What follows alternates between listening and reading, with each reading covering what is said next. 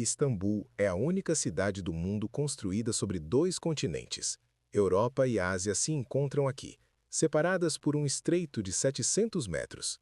Mas o que poucos sabem é que esta cidade também foi construída sobre três impérios: romano, bizantino, otomano, cada um enterrando o anterior, literalmente, para construir seu sonho por cima. Hoje, caminhamos sobre ruas que estão 7 metros acima do nível romano. Passamos por mesquitas construídas com pedras de igrejas bizantinas. Bebemos água de aquedutos construídos há 1500 anos. Mas a verdadeira Istambul, a cidade que explica todas as outras, está abaixo de nossos pés. Neste episódio, desceremos as profundezas da metrópole para entender como três impérios, três religiões e três visões de mundo se sobrepõem em camadas geológicas de ambição humana. Para entender o subsolo de Istambul, precisamos voltar ao momento em que um imperador romano olhou para esta colina e decidiu: aqui será minha nova Roma. 330 d.C., Constantino, o Grande, funda Constantinopla. Mas ele não constrói sobre terra virgem, constrói sobre uma cidade grega de 1000 anos, Bizâncio. Primeira lição: nunca se constrói do zero em Istambul. Sempre se constrói sobre o que veio antes. Os romanos nivelaram Bizâncio. Não a destruíram completamente, mas aplainaram seus morros para criar plataformas para seus fóruns. Esse entulho virou fundação. Já aqui, 2 a 3 metros de elevação. Mas os romanos não pararam aí. Em 532 d.C., uma revolução quase destruiu a cidade. Justiniano reconstrói tudo, maior, mais alto, mais glorioso. Camada sobre camada, império sobre império. No século VII, o nível do solo já havia subido 2 metros desde Constantino. No auge do Império Bizantino, Constantinopla tinha 500 mil habitantes, muralhas de 20 quilômetros, palácios que rivalizavam com Roma. Hoje você pode caminhar pelo centro de Istambul e ver quase nada dessa glória. Não porque foi destruída, foi enterrada. Cada conquista, cada terremoto, cada incêndio adicionava uma camada. O grande palácio dos imperadores bizantinos está hoje 6 metros abaixo da mesquita Sultanahmet. A Hagia Sophia, a maior igreja da cristandade por 1000 anos, teve seu piso original enterrado. Quando você entra hoje, está caminhando 2,5 metros acima do chão que Justiniano pisou. Mas isso é apenas a superfície do iceberg. Em 2020, durante escavações para uma nova linha de metrô, engenheiros encontraram algo inesperado a 8 metros de profundidade. Uma rua romana perfeitamente preservada. Colunas de mármore, lojas dos dois lados, uma estátua de Zeus. Os romanos não apenas construíram sobre o passado, eles calçaram o passado e construíram por cima. Aquela rua estava em uso até o século VII. Depois, simplesmente desapareceu, enterrada viva pela própria cidade que serviu. Agora, o paradoxo geográfico de Istambul. A cidade está cercada por água. O mar de mármore, o Corno de Ouro, o Bósforo. Água, água, água por todos os lados. Nenhuma gota potável. A península histórica não tem rios, não tem fontes naturais. Os aquíferos são salobros. Como sustentar 500 mil de pessoas sem água? Os romanos fizeram o impossível. Trouxeram água das montanhas da Trácia, a 120 quilômetros de distância. O aqueduto de Valente é uma obra-prima de engenharia. Arcos que desafiam terremotos por 1600 anos. Um declive calculado ao milímetro para que a água fluísse por gravidade. Mas o aqueduto trazia a água para a cidade. O problema seguinte: onde guardá-la? Bem-vindo à Cisterna da Basílica, construída em 532 d.C. por Justiniano. 143 metros de comprimento, 65 metros de largura, 9 metros de altura. 336 colunas de mármore, cada uma com 9 metros, muitas delas saqueadas de templos pagãos. Capacidade: 80 mil metros cúbicos, 80 milhões de litros. Isso é suficiente para abastecer uma cidade moderna por um mês. Mas o mais impressionante não é o tamanho, é o que está nas colunas. Na base de 2 colunas, 2 cabeças de Medusa. Uma de lado, uma de cabeça para baixo. Medusa, na mitologia grega, transformava em pedra quem a olhasse. Os construtores cristãos, ao usarem blocos pagãos, inverteram as cabeças para neutralizar seu poder. Ou talvez, como sugerem alguns arqueólogos, fosse apenas praticidade. Os blocos vieram de outro lugar e foram usados como vieram. O mistério permanece. Como permanece o fato de que existem mais 1.500 cisternas como esta sob Istambul. A cada ano, Istambul revela uma nova cisterna. Não porque estejam sendo construídas, porque estamos esquecendo onde elas estão. Aqui está o detalhe mais impressionante. O sistema hidráulico de Constantinopla ainda funciona. Fontes construídas por sultões otomanos no século XVIII são alimentadas por aquedutos romanos do século IV. A água que os turcos bebem hoje viaja pelos mesmos canais que os bizantinos construíram. 1.600 anos de funcionamento contínuo. Nenhum sistema de engenharia no Ocidente tem essa longevidade. Mas há um preço. Em 1999, um terremoto de 7,4 atingiu Istambul. O aqueduto de Valente resistiu, como resistiu a 30 outros terremotos em 16 séculos. O que não resistiu foram os túneis modernos. O metrô, construído sem considerar os antigos canais, rompeu uma seção do sistema em 2012. Engenheiros passaram 8 meses mapeando rotas alternativas. Descobriram que não sabiam onde estavam 30% dos túneis. A cidade que construiu o maior sistema hidráulico da antiguidade hoje não sabe onde ele está. 29 de maio de 1453. Mehmet, o Conquistador, entra em Constantinopla. O Império Bizantino chega ao fim, após 1.123 anos. Os otomanos eram muçulmanos, Constantinopla era cristã. A lógica diria destruir tudo, construir do zero. Mas os otomanos eram práticos. Eles não destruíram as cisternas, ocuparam-nas. Transformaram reservatórios de água em depósitos, fábricas, até mesquitas subterrâneas.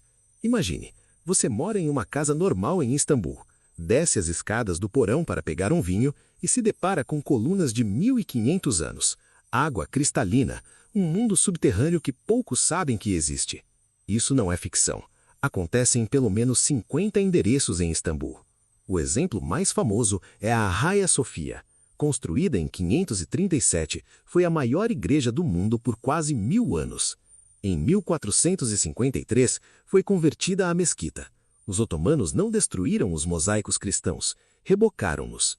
Mas o que poucos sabem é que a Hagia Sophia tem 2 níveis subterrâneos, túneis que ligam o altar às cisternas vizinhas, passagens secretas usadas por imperadores para fugir, uma câmara na qual, segundo a lenda, padres ortodoxos ainda rezam escondidos.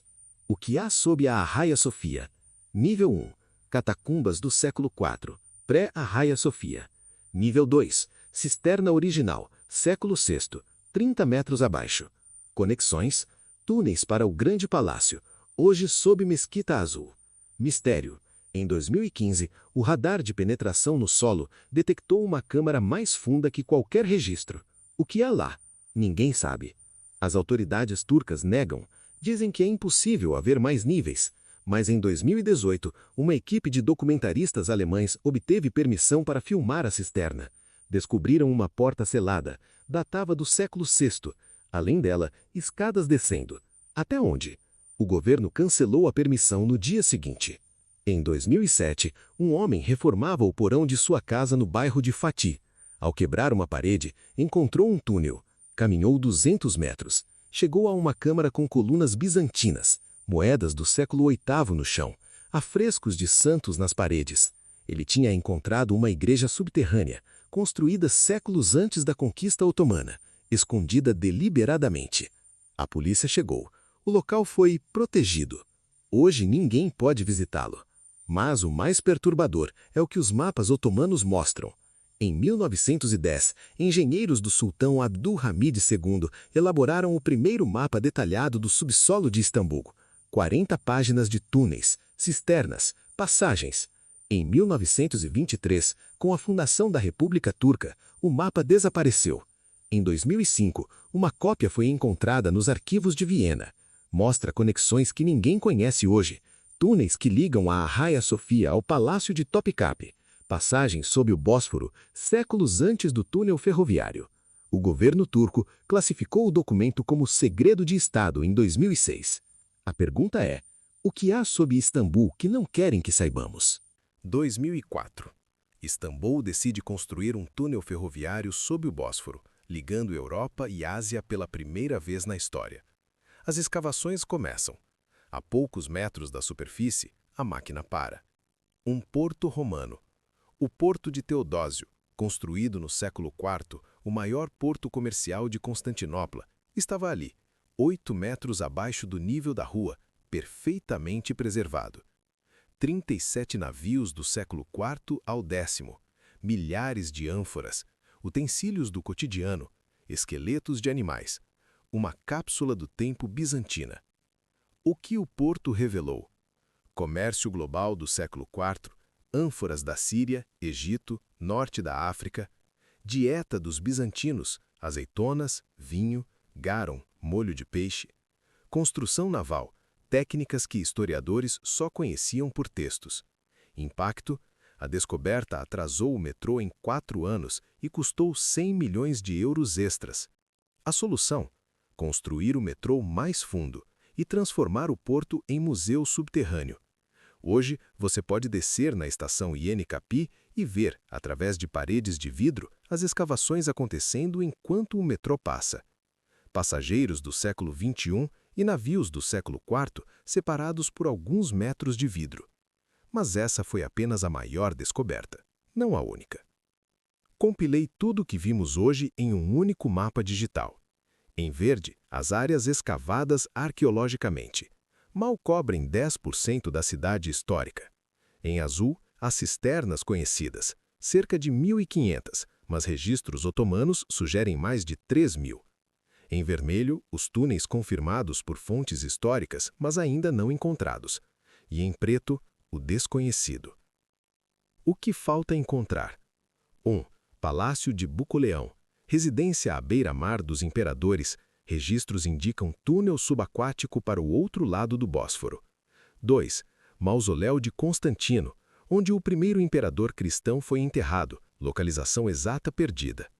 3. A cadeia de Anemas, prisão bizantina de 12 andares, 7 deles subterrâneos, acesso bloqueado desde o século XVIII. 4. O hipódromo subterrâneo. Textos árabes mencionam um hipódromo coberto, usado em dias de chuva. Ninguém encontrou. Cada uma dessas descobertas mudaria nossa compreensão da história. Mas Istambul não pode simplesmente escavar, porque acima de cada sítio arqueológico há um bairro vivo, 16 milhões de pessoas, escolas, hospitais, mesquitas. A cidade está condenada a conviver com seus segredos. Istambul nos ensina algo profundo sobre civilização. Não construímos apenas para cima. Construímos para baixo, e o que está abaixo sustenta o que está acima. As cisternas sustentaram Constantinopla por 1000 anos. Os aquedutos romanos ainda alimentam fontes otomanas. As fundações bizantinas seguram mesquitas do século XVI. Mas há uma camada ainda mais profunda: a camada da memória. O que os otomanos esconderam sob reboco, o que os bizantinos enterraram sob novos pisos, o que os romanos calçaram sobre ruas movimentadas, tudo isso sobrevive. Não como ruínas mortas, como camadas vivas, pulsando sob nossos pés, esperando para serem descobertas. Istambul não é uma cidade, é um arquivo geológico de 2.500 anos de ambição humana.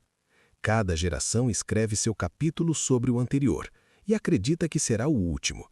Mas o solo não esquece, a água não esquece. Os túneis não esquecem. Um dia, talvez daqui a 1000 anos, arqueólogos escavarão nossa era e encontrarão o quê? Estações de metrô que construímos sobre portos romanos? Túneis que cavamos sem saber o que havia antes? A história de Istambul é um lembrete de que toda cidade é temporária. O que permanece é o subsolo, testemunha silenciosa de tudo que fomos. Este episódio sobre Istambul foi o mais complexo que produzimos até agora. 6 meses de pesquisa, consultores na Turquia, Grécia, Áustria, acesso a documentos que poucos viram. E ainda assim, é incompleto. Porque Istambul é grande demais, antiga demais, misteriosa demais para ser totalmente mapeada por uma equipe.